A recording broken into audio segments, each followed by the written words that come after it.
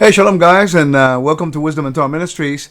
In my study of the book of Galatians that I've been doing in the last few weeks in Spanish, I have been covering about the context of Galatians from a contextual, historical, archaeological, biblical, and also historical, that's I mentioned historical, geographical. And I've been covering a lot of areas in regards to the context of the book of Galatians.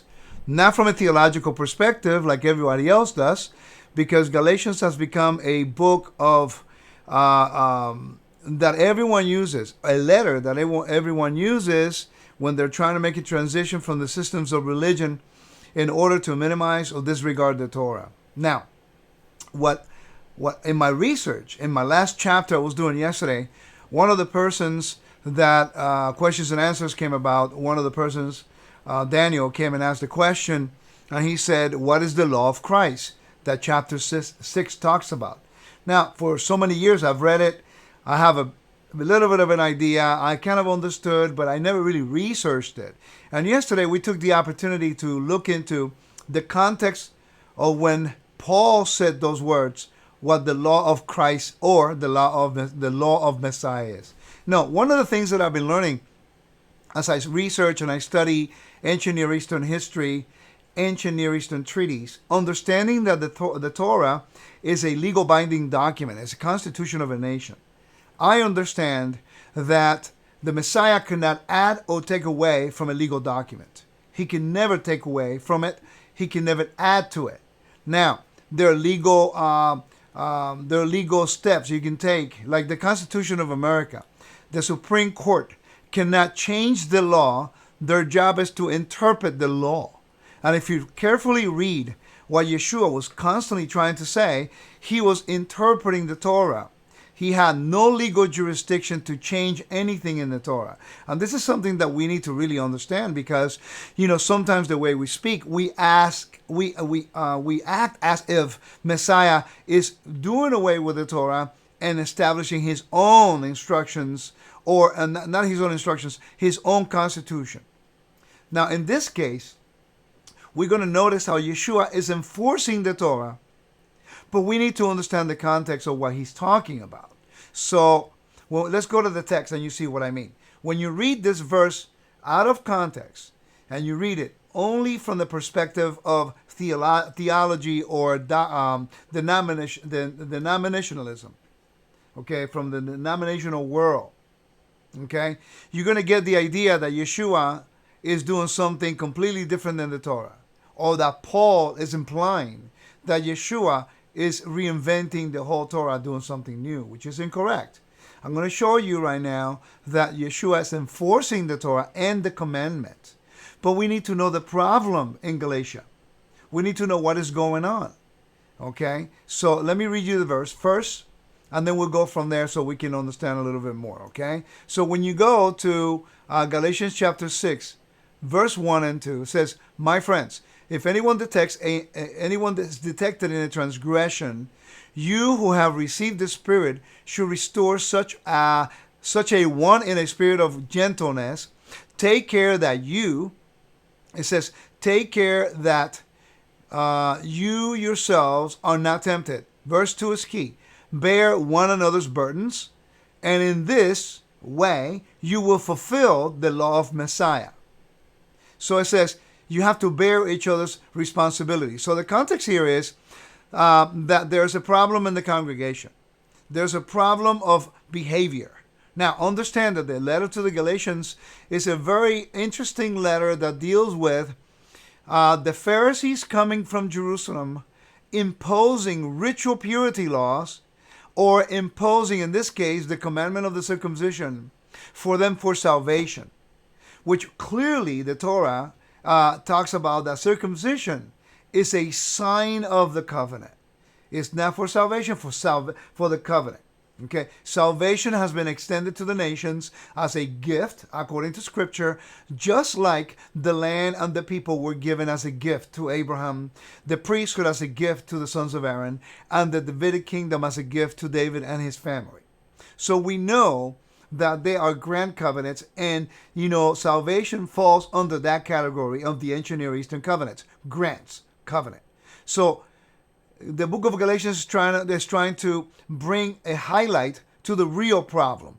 The real problem is that you've been enticed to seek your identity via a system of religion, and the inheritance via the system of religion, when that is the gift of God through Messiah, Yeshua the Messiah, that you will have an inheritance and you will have the identity. Romans, Ephesians, and Colossians is all trying to convey to these people who lived in the Roman Empire under a caste system, under oppression from Rome and Caesar, and Paul is giving them hope. But with hope and the oath of obedience to the covenant, to God through Yeshua, comes responsibility and behavior. So chapters 3 of the book of Galatians, or the letter to Galatians, he's talking about who they are. We are one Messiah. There's neither Jew or Gentile. By the way, in the first century, Jew or Gentile was not necessarily as a ethnic group, but the word Greek, or Jew or Greek, that context is basically the Greeks were civilized and the Judeans were basically barbarians, just like the barbarians. So the words Jew or Greek was not only used as an ethnic identification, but also as a status of what the educational level was. Okay, that's something that you have to consider as you study this. So Paul says there's neither Jew or Gentile, Jew or Greek, neither Jew or Greek, slave or freedman, man or woman, for we are all one in Messiah. And if you're all one, then you are heirs according to the covenant, according to the promise to Abraham. Okay, so now in chapters 5 and 6, Paul is wrapping up the letter, trying to convey to the audience, how they are to behave towards one another. And something really interesting that I think has been completely disregarded in the study of the Bible is the principle of moral purity and ritual purity. And the reason why we do not quite understand it is because 45% of the commandments, 279 commandments, of the 613 commandments are directly linked to the temple. They are temple commands. 45% of the commandments are completely connected with the temple. Ritual purity and moral purity. The Pharisees are trying to impose on the people coming into the covenant ritual purity on the everyday domain, which was practically impossible in the dispersion and the exile, under complete imperial worship and the complete imperial Roman rule. Now, but moral purity, however, moral purity can transcend any kind of time frame or any kind of government. You can still be faithful and loyal, and you still love one another. You still do all the things that morally makes you a good human being. The difference is that now that the set of rules of moral behavior are the representation and the character of God. As moral in behavior as He is, so we are to be towards not only Him, but towards our neighbor. So now the letter of Galatians takes an interesting turn, and that would give us a better understanding what the law of Messiah is, or what the word nomos in the Greek can also mean instruction. Remember that the word nomos can mean also the Torah, and the Torah can mean instruction. So what is the instruction of Messiah that He gave us? You need to read chapters 5 higher up, the latter part of chapters 5 leading to chapter 6. You should never, ever, ever take chapters 6, verse 2, isolate it, because then it's going to create havoc like it has in the denominational world. So what we're going to do, we're going to read chapters 5, okay? Chapters 5, verse 2. And we're going to continue reading through that, chapters 5 all the way to chapter 6, verse 2. Now remember, Paul can never be against circumcision, because Paul, according to his own testimony, was a Hebrew of Hebrews, according to the law, a Pharisee, and the tribe of Benjamin. So he identified himself as a Hebrew follower of Messiah. He kept the Torah. He followed Torah. He was circumcised the 8th day. So he cannot add or take away from the Torah. Remember that. This is a given. Any Jewish person would know that. You cannot do away with a commandment. Now, but what is the essence of what circumcision, Brit Milah, means to a person? You see, circumcision is a sign of the covenant. Just like my ring is a sign of a covenant relationship between me and my wife. And now, I do not need this ring to remind me that I am married. The ring is a sign to anyone out there when I go in the real world that I need to conduct myself in a moral behavior, in a morally pure manner to honor my wife that someone does not see over there. My actions would determine if my covenant is actually good or bad. My fruit will be that. If I go out and I hit on all the women, or if I become unfaithful to my wife, or if I become something other than what I'm called to be based on the commitment that I made, then my fruit is bad. I am morally defiled. If I oppress someone else, things like that, then you know what I mean. So anyone in the world, when they see me with a ring, they should respect the covenant relationship that I have with my wife that you don't know, that you don't see. Because this is a sign of a commitment. I don't need it, but it's to let everybody know I'm committed. That's what the Sabbath is. It's a sign of a covenant relationship between me and the Creator, as He is my King and I am His vassal, and He is the one that I'm celebrating on Shabbat. Let everybody know that He's my King and Creator of all things. All right. Circumcision is a sign for Israel as they separating themselves from the world to testify that their descendants will always be a covenantal nature. They are to behave differently. They are to have a commitment of moral purity, and also, if the temple standing in Jerusalem, ritual purity. The problem is that the people in the dispersion in the first century, so let's talk about time and place. In the first century in Galatia, you're dealing under imperial rule. 99.9% of Christianity have no clue about imperial worship. And that's the problem, because not understanding the environment in which these people lived would lead us to the wrong conclusions when we are reading the Bible from our own eyes in the Western world.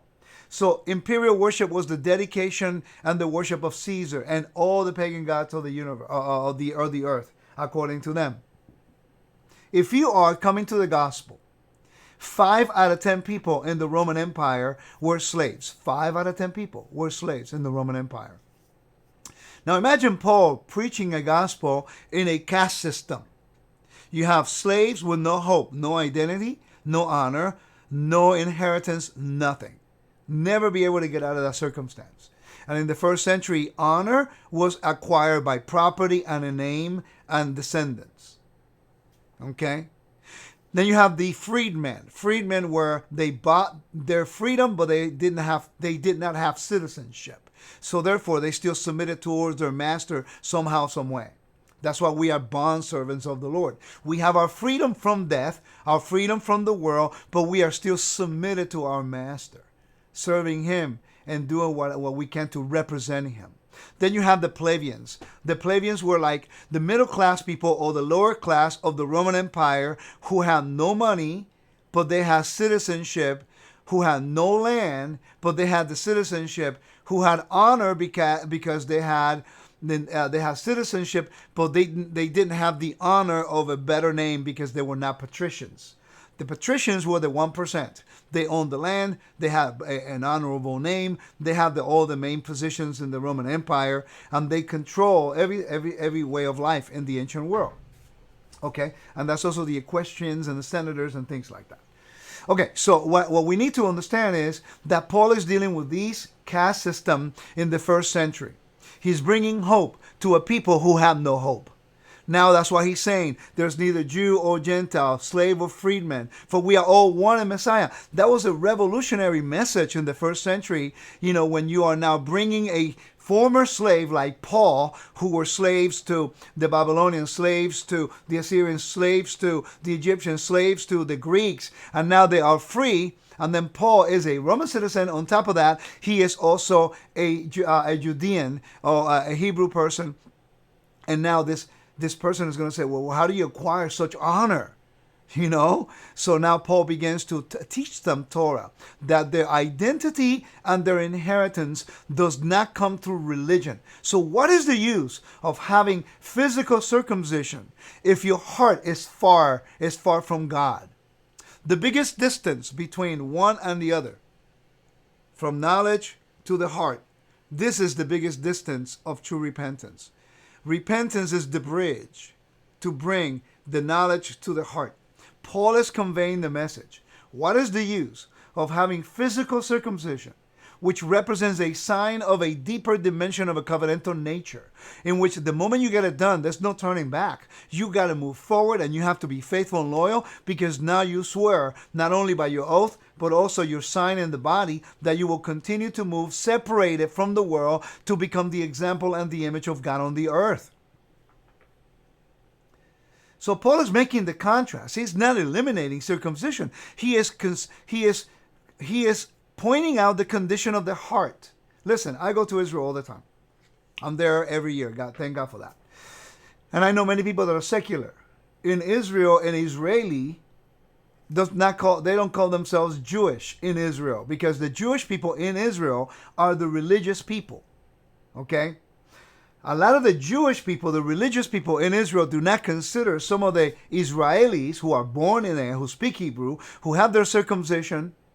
But a lot of the Orthodox do not consider them real Jews because they're not observant of the Torah. Okay?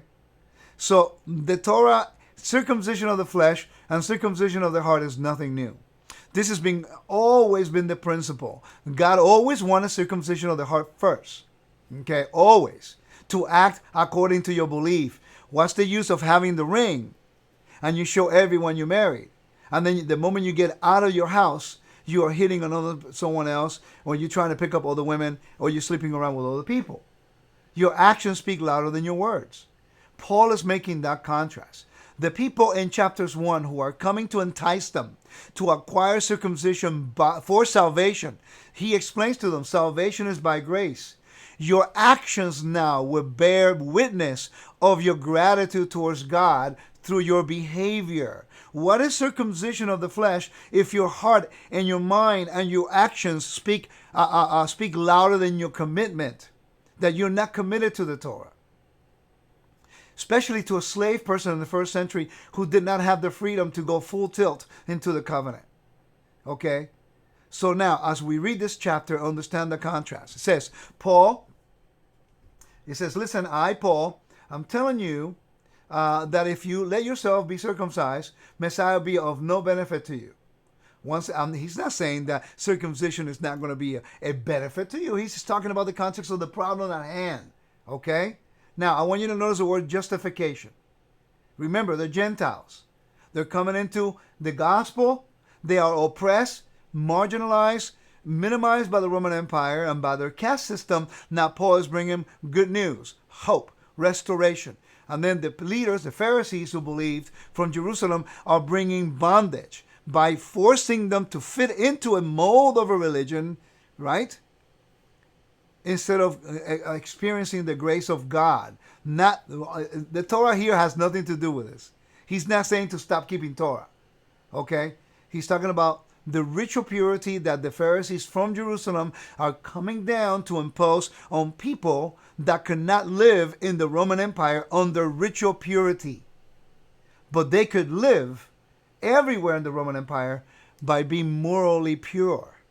Moral purity and ritual purity. I highly recommend you study this a little bit more. I think it will really help you understand this stuff better. All right, so watch this. You're going to see it as we go along. So in verse 3, he says, once again, I testify to every man who let himself be circumcised that he is obliged to obey the entire law. Exactly.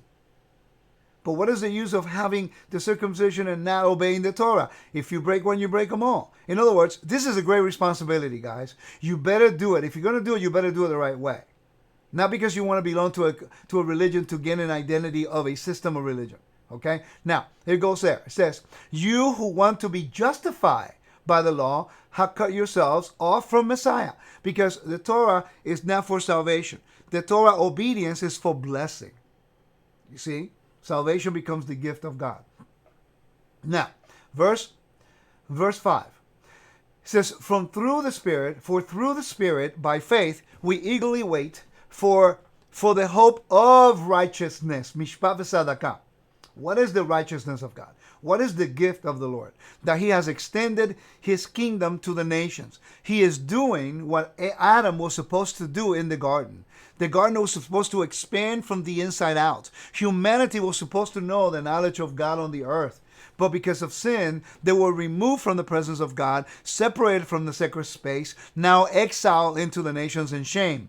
Now Yeshua, the last Adam and the gardener, now he is expanding the garden. He is bringing the good news. Hey guys, the righteousness of God has extended to all nations. All you need to do is obey the Torah, be morally pure. And if you're going to present yourself to the temple, you do have to be ritually pure.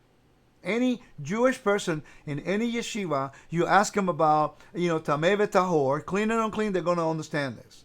We don't understand it because we don't study the temple. This is why I've been enforcing and teaching everyone who wants to, screaming out of my lungs, study the temple. These things will make more sense. Paul is using a lot of temple language in all of his letters. And the reason why we don't study the temple is because we've been told that the law of Christ supersedes everything in the Old Testament. So now guess what? You can do away with everything when 279 commandments of the 613 deal directly with the temple. Okay, let's keep reading here. So as we read in verse 6, it says, "For in Messiah, Yeshua, neither circumcision, or uncircumcision counts for anything. Only the one thing that counts is faith working through love." Now, this is important.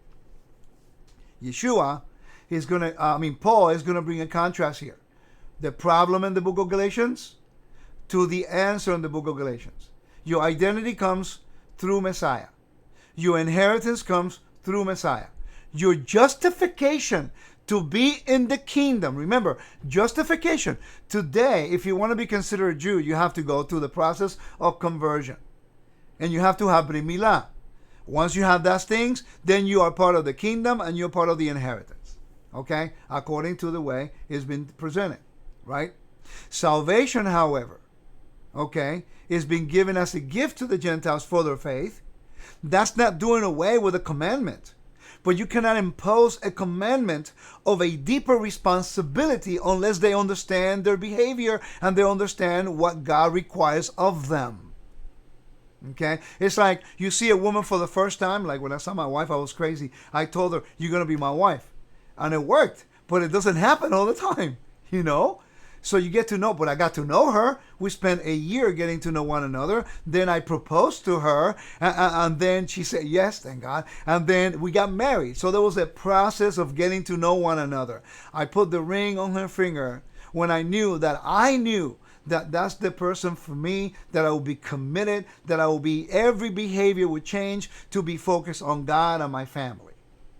That's exactly what's going on here.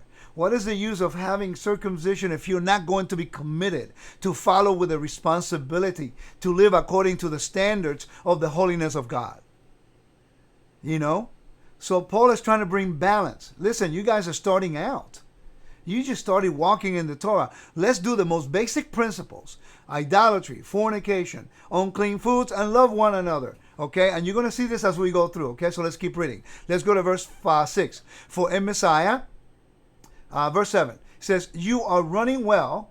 It says, "You were running well. Who prevented you from obeying the truth? Such persuasion does not come from the ones who calls you. A little yeast leavens the whole batch of dough.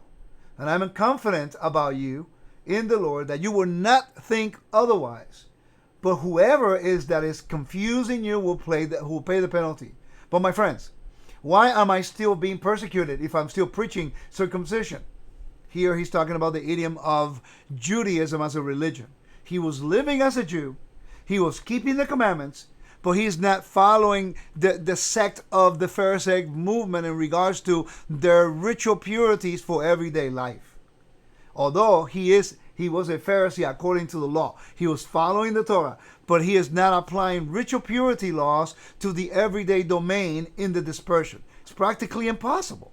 You're not going to have any connection with the real world. And this is the reason why certain branches of modern day Judaism, they are so focused on ritual purity that they cannot function outside of their communities. They are basically encapsulated. They are insulated within their own communities, and they cannot have any connection with the real world. Then why is the gospel given to the nations if you are Israel supposed to bring the tree of life to the hungry, the needy, and the fatherless, and you are keeping the tree to yourself and you don't want anyone to eat of it?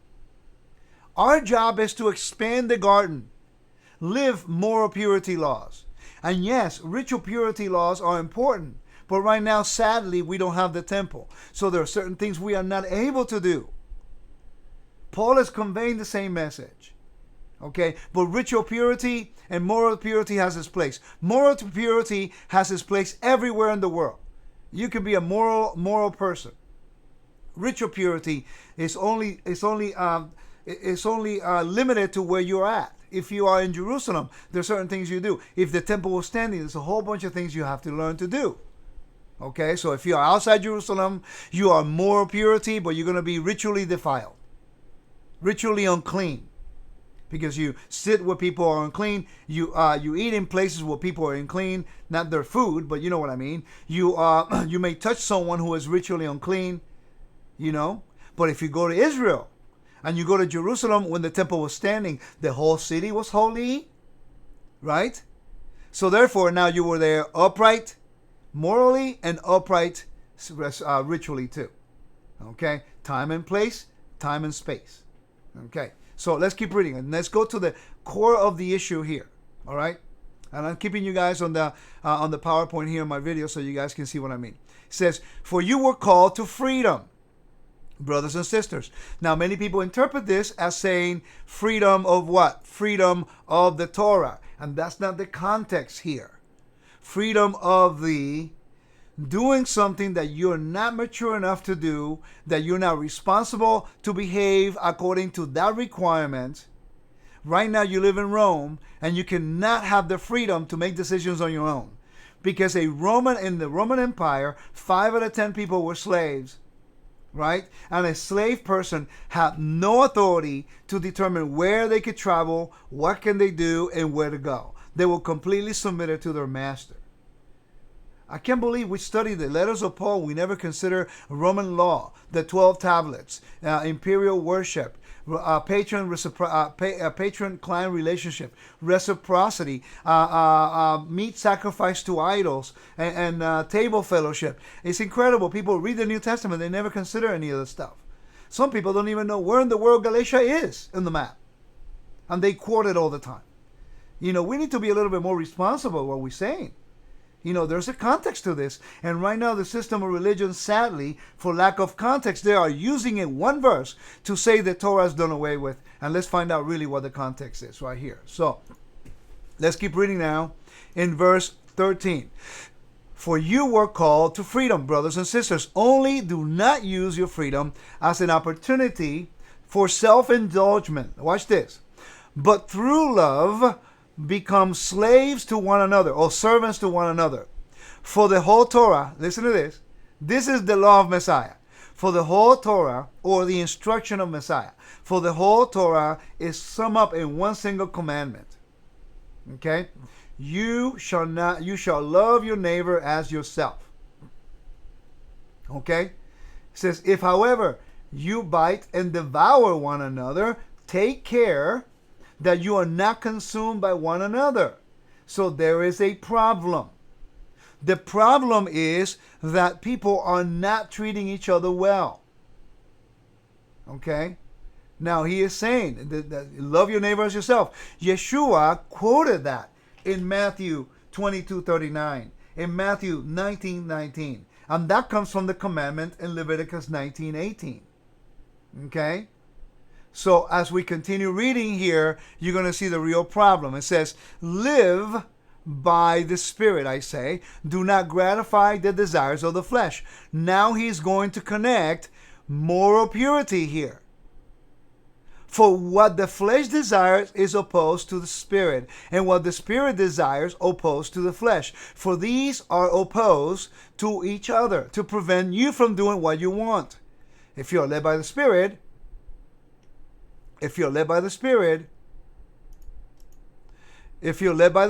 right, you are not subject to the law. Now, the works of the flesh are obvious. There we go. Moral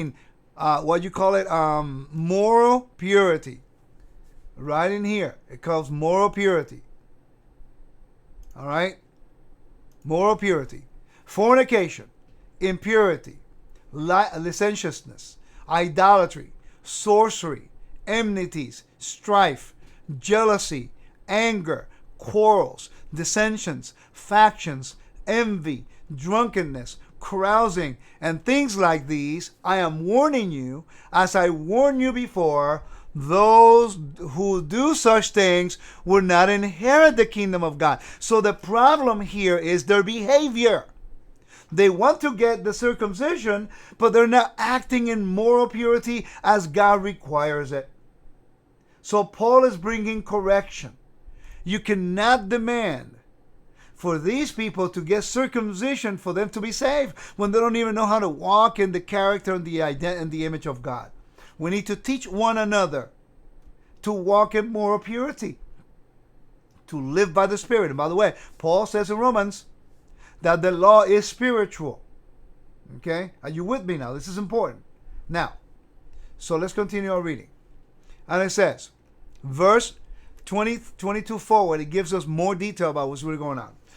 By contrast, the fruit of the Spirit is love, joy, peace, patience, kindness, generosity, faithfulness, gentleness, and self-control. The fruit, that's what they're supposed to be producing. The fruit of the Spirit of God represents righteousness, justice, holiness. There is no law against such things. And those who belong to Messiah Yeshua has crucified their flesh with its passions and desires. Which passions and desires is he talking about? Fornication, impurity, these right here, that under the Roman Empire they were able to do if they wanted to. In the Roman Empire, a man was able to have sex with another male if the other male was not a Roman citizen. A Roman citizen, a male, could have sex with another woman as long as the other woman was not a Roman citizen. If she was a slave or whatever, she's not a Roman citizen, a married Roman man could have sex with another woman, and that was acceptable. Now, the Torah tells us, no, that's not acceptable. That falls under the sin of adultery and homosexuality, and that is morally wrong. In the Roman Empire, that was not considered to be extremely moral because it was sexual sin in regards to the gods, fornication. So to them, that was not sinful. It was an act of worship. You see? So here, Paul is conveying the message of, moral purity. So now he is saying, what is the fruit of Israel? How are you supposed to behave yourself? Love, joy, peace, patience, kindness, generosity, faithfulness, gentleness, and self-control. Right?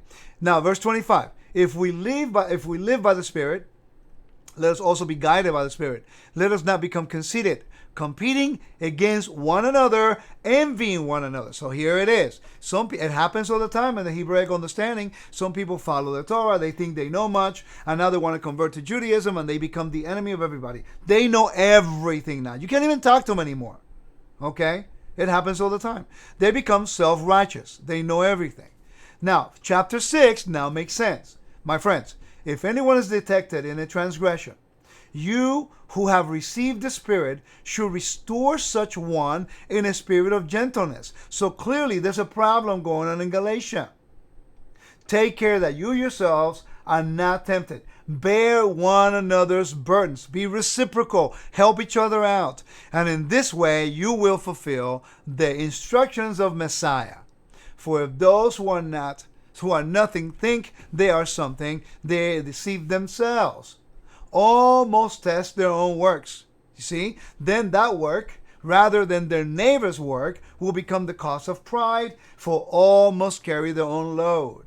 Okay? So what is the law of Messiah? That's what we need to study. Because now they're saying, you see, he has a new law, the law of Christ. We can do whatever we want. That's not the context of the chapter, and that is a misrepresentation of Messiah. What was the instruction of Messiah? Let's look at the verses.